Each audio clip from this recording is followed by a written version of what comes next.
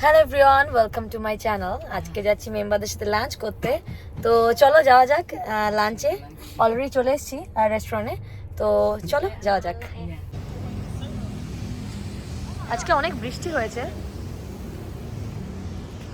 ওয়েদারটা ভালোই আছে, এখনও একটু মেঘ মেঘ রয়েছে, কারণ একটু পরে মনে হচ্ছে বৃষ্টি হবে, হতেও পারে। চলো যাওয়া যাক, এইদিকে যেতে বলছে, রেস্টুরেন্টটা এইদিকে আছে।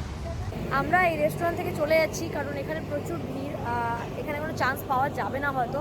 এরা বলছে 30 মিনিট পরে ফাঁকা হয়ে যাবে, মানে টেবিল পাওয়া যাবে, কিন্তু 30 মিনিট পরে টেবিল পাবো, তার কতক্ষণ পরে হচ্ছে বুক করব, তারপরে কখন খাবার আসবে, এর থেকে বেটার এখান থেকে চেঞ্জ করে আমরা অন্য কোনো রেস্টুরেন্টে যাই। এই যে চলে এসেছি আমরা আরেকটা রেস্টুরেন্টে। এই রেস্টুরেন্ট থেকে আগের রেস্টুরেন্টের দূরত্ব খুব একটা নয়, কিন্তু আমাদের অনেকটা মনে হয়েছে, তার কারণ সবার খুব খিদে পেয়েছিল। আমরা বলছিলাম যে যা পাওয়া যাবে, যতটা কোয়ান্টিটিতে পাওয়া যাবে তাই খেয়ে নেব, কারণ সবার এত খিদে পেয়েছিল। ক্লাস করে তো কিছু খাওয়াই হয়নি ক্লাসের পরে, আর সকাল থেকেও খুব একটা কিছু আমরা খাইনি ভারী খাবার। আর এখানে যারা মেম্বাররা আছেন ওনারা বললেন যে 12:30 1টার মধ্যে এনারা লাঞ্চ সেরে ফেলেন, সেখানে 1:45 বেজে গেছে, তো খিদে তো পাবেই না। তো ঢুকেই দেখলাম একটা অ্যাকোরিয়াম, আর তার ঠিক বাঁদিকে একটা পুলের মতো, সেখানেও দেখলাম নানা রং বেরঙের মাছ রয়েছে। এখানে আমরা ডিসকাস করছিলাম যে কী রকমের খাবার পাওয়া যায়, কী ধরনের খাবার খেলে ভালো হবে, আর কোনটা তাড়াতাড়ি পাওয়া যাবে। তো এখানকার স্টাফ যারা আছেন তারা বললেন যে 2 রকমের অপশান আছে, একটা হচ্ছে অ্যালাইভ, একটা ফ্রোজেন। তো ভাবলাম যে না, ফ্রোজেনটা আজকে অ্যাভয়েড করব, কারণ ফ্রোজেন তো এখানে খাই, তোমরা তো জানোই যে এখানে মাছ বলো, সি ফুড বলো, শাকসবজি সব ফ্রোজেনই পাওয়া যায়।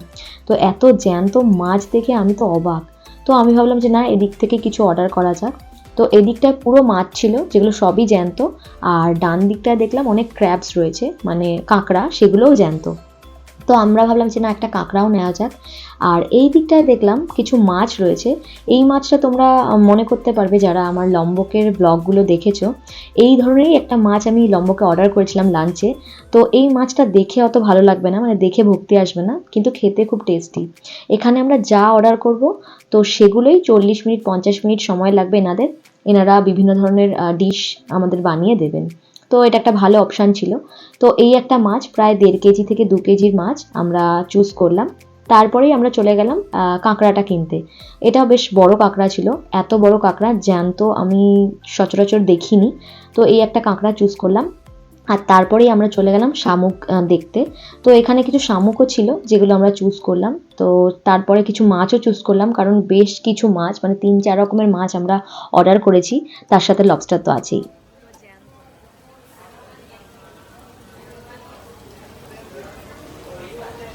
আমরা কিনবো এখন।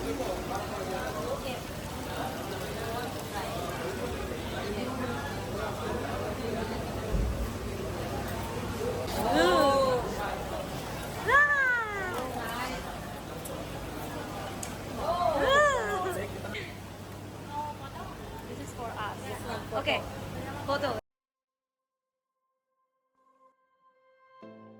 আমি এর আগে লবস্টার দেখেছি, কিন্তু এত বড় লবস্টার কখনো দেখিনি।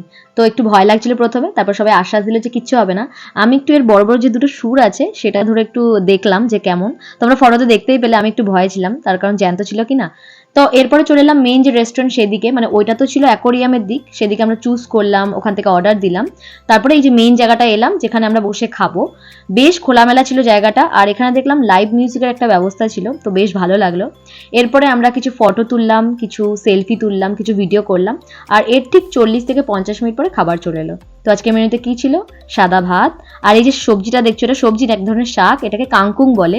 ছিল ঝিনুক, শামুক, আর এই যে জুসটা, এটা অ্যাকচুয়ালি জুস না, এটা হচ্ছে র চা।